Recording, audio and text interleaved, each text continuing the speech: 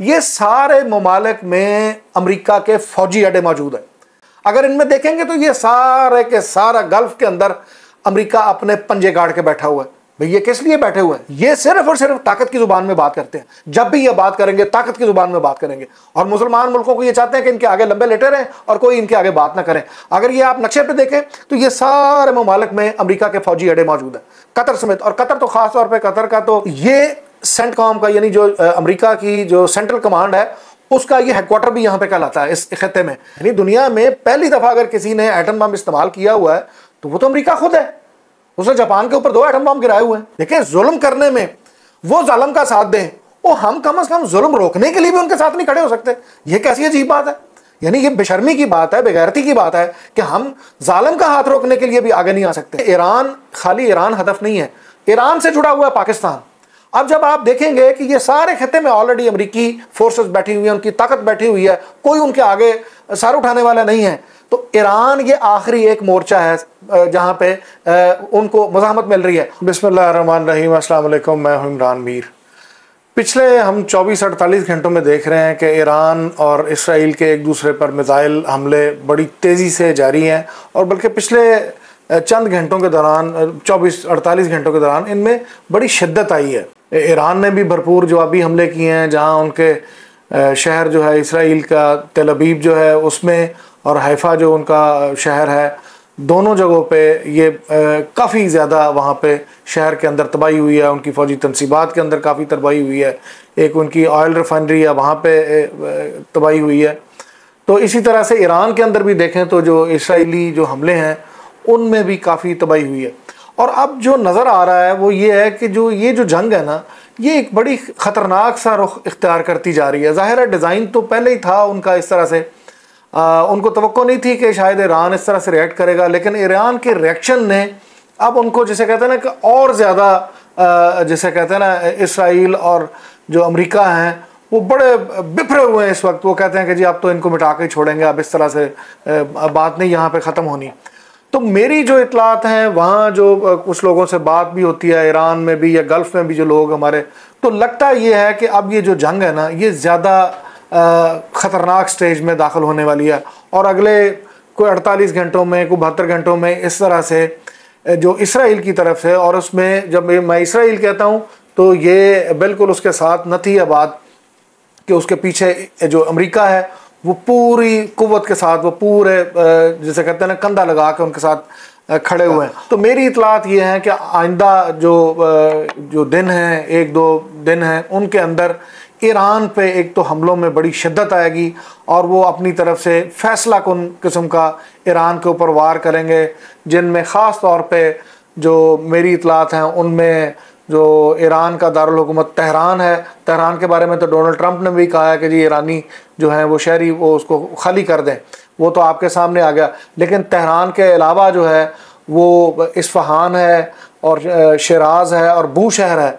ये जो ख़ास तौर पे 4 शहरों के जिनमें मैंने नाम लिए हैं, जिनके नाम लिए हैं मैंने, इनको टारगेट किया जाएगा। अच्छा, इनको टारगेट करने की क्या वजह है? तो इनको टारगेट करने की वजह यह है कि जैसे आपने देखा भी है कि डे 1 से वो ये कह रहे हैं कि जी ईरान चूँकि एटमी कुव्वत हासिल करने वाला है, एटम बम बनाने वाला है, तो इसलिए हम उनकी ये जौहरी सलाहियत को ख़त्म करेंगे। हालांकि ईरान का जो एटमी प्रोग्राम है वो डिक्लेयर्ड है। वहाँ पे जो इंटरनेशनल एटॉमिक एनर्जी वाले जो हैं वो आके बैठे हुए हैं, वो मुआयने करते हैं उनके, वो वहाँ पे होते हैं, और वो तो छुपा हुआ नहीं है कुछ भी।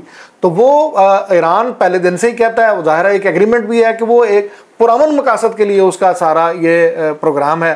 तो ज़ाहिर है, लेकिन जो अमेरिका और इसराइल हैं वो इसको शक व शुबे की नज़र से देखते हैं। वो कहते हैं कि जी ईरान एटम बम बनाने के करीब है और हम किसी भी सूरत में उसको ये एटम बम हासिल नहीं करने देंगे। अच्छा, ये भी एक बड़ी दिलचस्पी बात है कि देखें ये सारी कुव्वतें, इनके पास एटम बम भी हैं, ये सारे के सारे नॉन मुस्लिम है। उसमें सिर्फ एक पाकिस्तान है जिसके पास एटॉमिक जो है वो पावर है, एटम बम है जिसके पास, एटमी हथियार हैं जिसके पास। अब बाकी सारे ममालिक तो हैं, वो तो मुसलमान ममालिक नहीं हैं, लेकिन वो ये एक पाकिस्तान भी उनको खटकता है और दूसरे के लिए तो वो ज़ाहिर है वो बिल्कुल भी वो ये करने को तैयार ही नहीं है, वो रिस्क लेने को तैयार ही नहीं है। वो कहते हैं कि जी किसी भी तरह से मुसलमान किसी मुल्क के पास ये टेक्नोलॉजी नहीं होनी चाहिए। भाई क्यों? ये बदमाशी है कि आपके पास होनी चाहिए, आप एटम बम भी इस्तेमाल करें। यानी दुनिया में पहली दफ़ा अगर किसी ने एटम बम इस्तेमाल किया हुआ है तो वो तो अमेरिका खुद है, उसने जापान के ऊपर 2 एटम बम गिराए हुए हैं। तो वो करें तो वो तो ठीक है, वो बदमाशी करें, वो गुंडागर्दी करें, वो दहशतगर्दी करें, वो ठीक है, वो जायज़ है, सारा कुछ है, वो इंसानी हकूक भी मुतासर नहीं होते, कुछ भी नहीं मुतासर होता, लेकिन दूसरी दुनिया को ये वो हक कभी नहीं देंगे।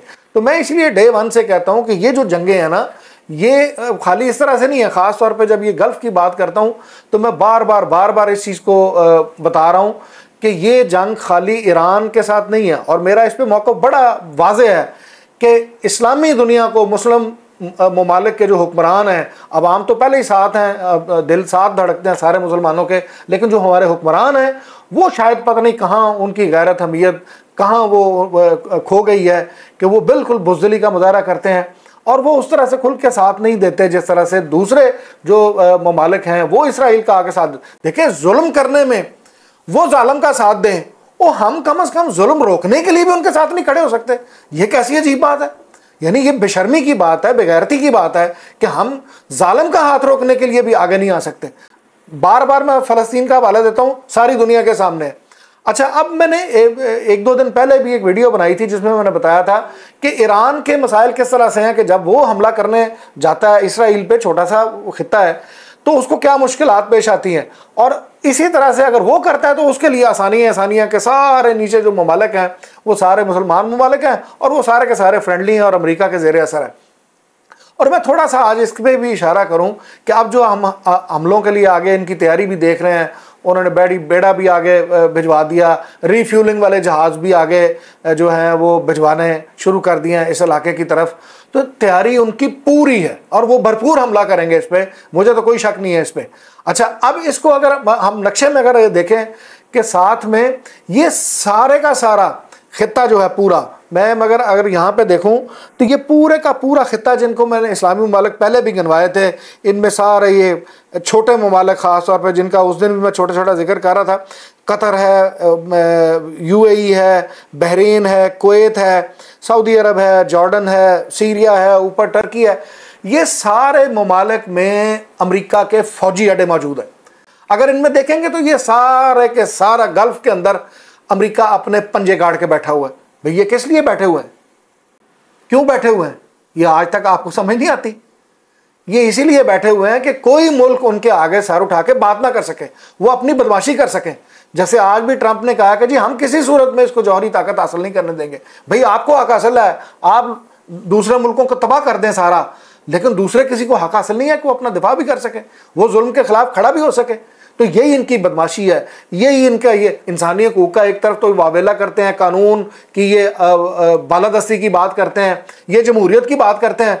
मैं ये बातें ये लिख लें, ये सारी किताबी बातें हैं, ये सिर्फ हम लोगों के लिए हैं। ये दर्स सारे, ये सारी नसीहतें हम लोगों के लिए हैं, इनके लिए नहीं है।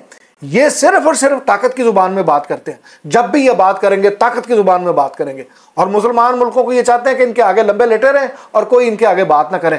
अगर ये आप नक्शे पे देखें तो ये सारे ममालिक में अमेरिका के फ़ौजी अड्डे मौजूद हैं, कतर समेत। और कतर तो ख़ास तौर पर, कतर का तो मुल्क छोटा सा है, ज़ाहिर है दौलत बहुत ज़्यादा है, इसके पास तेल भी है और गैस के आपको पता ही है ज़खायर दुनिया में बड़े ज़खायर में से इसके पास एक हैं। और ये सेंटकॉम का यानी जो अमेरिका की जो सेंट्रल कमांड है उसका ये हेडक्वार्टर भी यहाँ पे कहलाता है इस खत्ते में। ये हो गया बहरीन, हो गया कुवैत, हो गए, ये सारे ममालिक में छोटे छोटे ममालिक हैं। और टोटल आप देखें तो नॉर्मल हालात में भी जब जंग वगैरह नहीं होती तो 40 से 50 हज़ार जो अमेरिकी ट्रूप्स हैं ना वो यहाँ पे रहते हैं। इनकी एयरफोर्स यहाँ पे रहती है, कुछ जगहों पे नेवी इनकी मौजूद होती है। तो ये पूरी अपनी ताकत यहाँ पे बिठा के रखते हैं और जब फिर कभी हालात ऐसे होते हैं, जंग के हालात बनते हैं या किसी पे हमला करना होता है तो ये पीछे से री इन्फोर्समेंट भी आ जाती है सारी। जैसे मैंने अभी बताया कि इनके रीफ्यूलिंग वाले पे जहाज़ भी आ रहे हैं और साथ में ये खबरें भी आ रही हैं कि वो जो बॉम्बर्स हैं इनके जो बंकर्स को और ज़ेर ज़मीन जो हैं बहुत मजबूत किस्म की कंक्रीट किस्म के जो बंकर्स बनाए गए हैं वो उनको भी तबाह करने की सलाहियत रखते हैं बहुत गहराई में जाके, तो वो भी मंगवाए गए हैं। तो ये सारी चीज़ें आपको नज़र आनी चाहिए कि ये, और इस चीज़ पे नज़र रखनी चाहिए। मैं बार बार कहता हूँ कि ये इस खत्ते में ये ईरान की लड़ाई नहीं है, मैं बार बार इस चीज़ को कह रहा हूँ। ये सारे ममालिक जो मैंने नक्शे में गिनवाए थे ये सारे के सारे अमेरिका के ज़ेर असर हैं। ईरान में भी 1979 के जो इनकलाब आया था जिसमें इमाम खुमैनी और उनकी सारी ये टीम आई थी, और उसके बाद से ये इनकी हुकूमत है ये सारी, इस वक्त जो उनके सुप्रीम लीडर हैं अली खां मनाई, और उससे पहले बादशाहत थी, और वो सारे का सारा अमेरिका की झोली में थे सारे, और उस वक्त ये इनकलाब आया तो ये लोग आ गए। तो आज ये इनके चूंकि कहने सुनने में नहीं है, तो इसलिए अल्टीमेट इनका टारगेट ये है कि यहाँ से हुकूमत को किसी तरह से तब्दील किया जाए, और वो बार बार इसका कह भी चुके हैं, इशारा भी कर चुके हैं, जिसमें कह चुके हैं अली खां मनाई को कत्ल करने की हद तक भी वो जा सकते हैं, और आपने देखा कि उनकी मिलिट्री लीडरशिप को भी उन्होंने टारगेट करके ख़त्म किया है। तो यानी ये एक, और उसके बाद फिर क्या रह जाएगा। देखें, जब मैं ये बार बार कहता हूँ ना कि ईरान, खाली ईरान हदफ नहीं है, ईरान से जुड़ा हुआ है पाकिस्तान।